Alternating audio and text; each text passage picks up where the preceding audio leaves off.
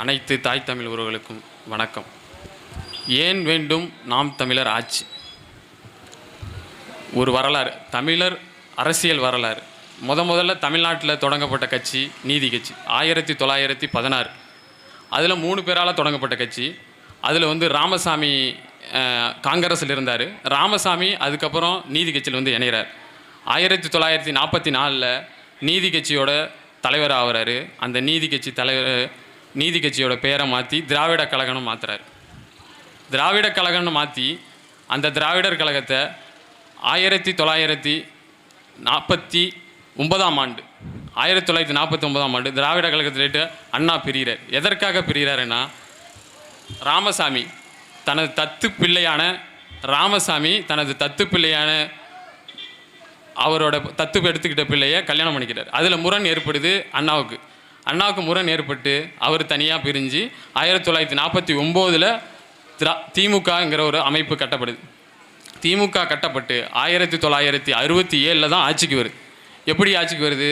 மொழி போரை பயன்படுத்தி, அதாவது மத்திய அரசு ஹிந்தி மொழியை தமிழ்நாட்டில் திணிக்குது. 1965 மொழி போர். 800க்கும் மேற்பட்ட தமிழர்கள் அதில் உயிர் நீக்கிறாங்க.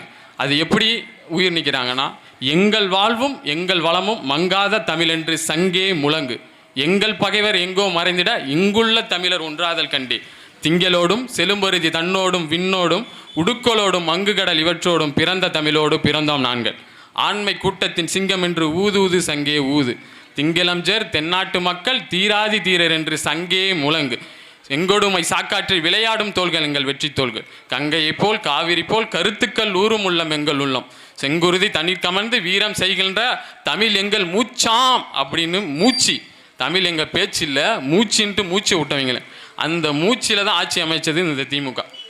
1967 ஆட்சி பிடிக்குது. அது லேட்டு இன்று வர ஆட்சி பீடத்தில் இருக்குது திமுக. ஆட்சி பீடத்தில் இருந்து தமிழ்நாட்டுக்கு இதுவரைக்கும் எந்த நன்மையும் நல்ல ஒரு திட்டத்தை கொண்டு வந்ததே கிடையாது. நாசகாரமான திட்டத்தை தான் திமுக கொண்டு வந்துட்டு இருக்கு. அதுக்கு இடையில 1972 அதிமுக பிரியுது.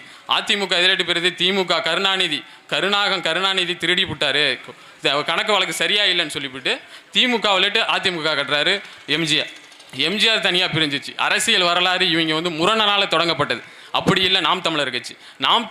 மே 18, 2009 உலகப்போர், 3ஆம் உலகப்போர் நடக்கலன்னு நம்ம நினச்சிக்கிட்டு இருக்கோம். 3ஆம் உலகப்போர் நடத்தப்பட்டு தமிழீழத்தில் எனது உயிர் தலைவன் கட்டப்பட்ட LTT விடுதலை புலிகள் அமைப்பை நாசகரமாக செஞ்சு சிங்கள அரசு பயங்கரவாதம் இனப்படுகொலை செய்யப்பட்டு மே 2009 மே 18 அழிச்சு ஒழிக்கப்பட்டது. அதே என்னைக்கு எங்கள் புலிக்கொடி வீழ்த்தப்பட்டதோ ஈழத்தில், அதே புலிக்கொடியை நாங்கள் தமிழ்நாட்டில் ஏற்றுவோன்ட்டு என்னுயிர் அண்ணன் செந்தமிழன் சீமான் மே 10, 2018 மதுரையில் கட்சியை அமைப்பாக கட்டப்பட்டார். 2011 கட்சியாக உருவானது.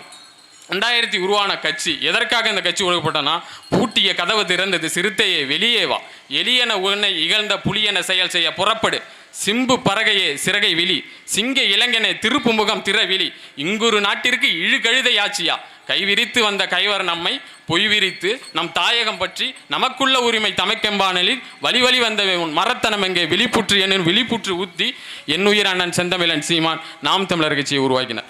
இன்றளவும் எல்லளவும் சமரசம் இன்றாமல் திமுக பேசி வருகிறது.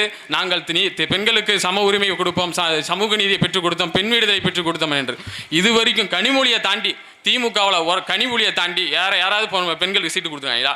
117 பெண்கள் 117 ஆண்கள் சரிசமம். இந்த 2026 சட்டசபையில் 2026 117 பெண்கள் 117 ஆண்கள் சரிசமம் வாங்கி கொடுக்க முடியுமா? திமுகவுக்கு தெம்பு இருக்கா? திராணி இருக்கா? இனிமேல் சண்டை உனக்கு எனக்கு தான். திமுக அதாவது தமிழ் தேசியமா திராவிடமா மோதி பார்ப்போம். அடுத்தடுத்து வர கூட்டம், அரியலூரில் கூட்டம். SS சிவசங்கர் பேசியிருக்காரு. எங்கள் அண்ணன் பேசுறதெல்லாம் வாய்க்கு வந்தது பேசுவார். அவருக்கு என்ன தெரியும்? ஆடு மாட்டை ஓட்டுட்டு போவார். வாய்க்கு வந்தது பேசினா நாங்கள் அப்படி பேச மாட்டோம். நாங்கள் வேற மாதிரி பேசுவோம். வாய்க்கு வந்தது பேசினா நீங்கள் நல்லா கவனிச்சிங்க. நாங்கள் பேச ஆரம்பிச்சிட்டோம். நாங்கள் எல்லாம் பழைய திமுக. எங்கள் அப்பா பழைய திமுக, எங்கள் தாத்தா பழைய திமுக. நாங்கள்லாம் பழைய திமுக தான். திமுக விளையாட்டு வந்தவங்க தான். நாங்கள்லாம் பேச ஆரம்பிச்சோன்னா ஒரு இடத்துல நிற்க முடியாது. அதே மாதிரி இந்த 2021 தேர்தல் அறிக்கையில் கொடுத்த திமுக வாக்குறுதி எந்த வாக்குறுதி நிறைவேற்ற கிடையாது. 100% வாக்குறுதி நிறைவேற்றணும்னு சொல்லிட்டு இருக்கு. 100% வாக்குறுதியில் ஒரு 10 சொல்லுங்க, 10 நீட் தேர்வு ஒழிப்போம்னு சொன்னீங்களா, ஒழிச்சிங்களா? நீட் தேர்வு ஒழிப்போம், நாங்கள் வந்தால் ஆட்சிக்கு வந்தால் நீட் தேர்வு ஒழிப்போம் அப்படின்னு சொன்னீங்க. நீட் தேர்வு ஒழிச்சிங்களா? காங்கிரஸ் அதாவது இப்போ கேட்குறாங்க ஏங்க நீட் தேர்வு ஒழிக்கலன்னு கேட்டால், நாங்கள் காங்கிரஸ் மத்தியில் வரல, அதுக்கு நாங்கள் என்ன பண்ணுறது? அப்போ நீ எப்படி வாக்குறுதி சொல்லி ஓட்டு கேட்டிருக்கணும்? காங்கிரஸ் மத்தியில் வந்துச்சுன்னா நாங்கள் உங்களுக்கு வந்து நீட் தேர்வை ரத்து பண்ணுறோம் அப்படி சொல்லி தான் ஓட்டு கேட்டிருக்கணும். என் மக்களை ஏமாற்றி ஓட்டை பெற்றுட்டு அதிகார பீடத்திலிருந்து நாட்டை நாசமாக செஞ்சுட்டு இருக்க. அதேமாரி நீட் தேர்வு நிறுத்தி செய்கிறோன்னு சொல்லிவிட்டு அடுத்து மதுக்கடை, நாங்கள் ஆட்சிக்கு வந்தால் மதுக்கடையை மூடுவோம், மதுக்கடையை மூடுறோன்னு சொல்லி எதிர்கட்சியாக இருக்குள்ள ஒரு வேஷம். அதிமுக பீரியடில் என்ன பண்ணுறாரு, கருப்பு சட்டையை போட்டுக்கிட்டு கருப்பு கொடி ஏந்திக்கிட்டு ஸ்டாலின் வந்து அவர் மூட்டுக்கு நின்று போராடுறார், மதுக்கடையை மூடுங்க மதுக்கடையை மூடுங்கன்னு. இப்போ ஆட்சியில் தானே இருக்கீங்க, மதுக்கடையை மூட வேண்டியதானே? கனிமொழி பேசுகிறாங்க, இளம் விதவைகள் வந்து தமிழ்நாட்டில் அதிகமாக இருக்காங்க. ஆமாம், உங்கள் அண்ணன் உங்கள் அப்பா எல்லாம் சாராய கடை வச்சுருந்தா இளம் விதவைகள் இருப்ப தான் செய்வாங்க. இளம் விதவைகள் அதிகமாக இருக்காங்கன்னா எல்லாம் சாராய கடை திறந்து வச்சு நீங்கள் அதே மாதிரி இப்போ நடக்கிற பிரச்சனை துப்புரவு பணியாளர்கள், அதாவது தூய்மை பணியாளர்கள் வந்து போராடிட்டு இருந்தாங்க 13 நாட்களாக. அது வந்து நீங்கள் என்ன பண்ணிட்டீங்க, அடித்து உடச்சி 15வது நாளாவது நீங்கள் அவங்க போராட்டம் நாசகரம் பண்ணிட்டீங்க. 15 நாளுங்களுக்கு என்ன பண்ணிட்டீங்க, அவங்க வந்து கேட்குறது, அதாவது திமுக வந்து 153வது தேர்தல் வாக்குறுதி என்ன கொடுத்துச்சு, நாங்கள் ஆட்சிக்கு வந்தால் அதாவது திமுக ஆட்சிக்கு வந்துச்சுன்னா அந்த 153வது விதி, அதாவது நாங்கள் கொடுத்த தேர்தல் வாக்குறுதியை நிறைவேற்றுவோம், தூய்மை பணியாளர்களின் பணியை வந்து நாங்கள் நிரந்தரம் செய்வோம், அவங்க வந்து ஊதியத்தை வந்து நிர்ணயம் செய்வோம்னு சொன்னீங்க. எங்கேயாவது செஞ்சீங்களா?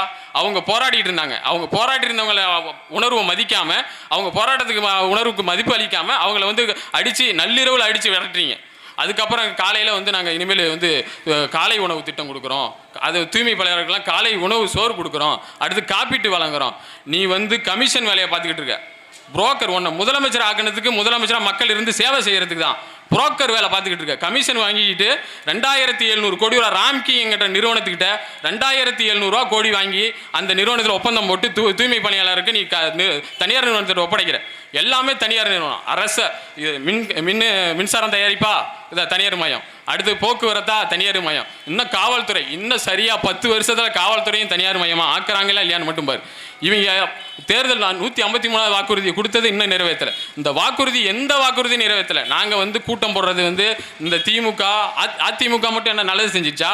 அதிமுகவும் அதிமுக 2 கட்சியுமே எங்களுக்கு சம எதிரி தான். அதேமாரி பிஜேபி காங்கிரஸ் எங்கள் 2 பேத்துக்குமே சம எதிரி தான். இவங்க வந்து நாம் தமிழர் கட்சி வந்து பிஜேபியின் பி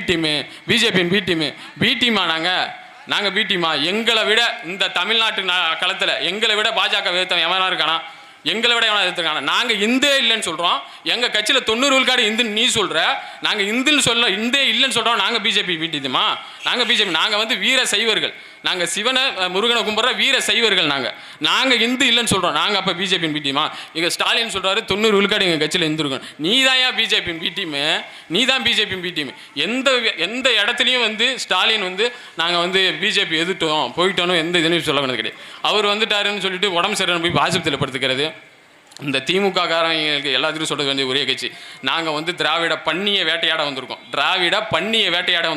அதுமாரி கூட்டணி கட்சியில் இருக்கிற திராவிட உண்ணியை நாங்கள் பற்றி கவலையே கிடையாது. திராவிட பன்னியை வேட்டையாடி 2026 படைப்போம் புதிய அரசியல் வரலாறுங்கிற களத்தில் நாங்கள் பாஞ்சு 2026 எங்களுக்கு தலைவான மாற்றி நாங்கள் வெல்றோமா இல்லையான்னு மட்டும் பாருங்க. நன்றி, வணக்கம். நான் தமிழர்.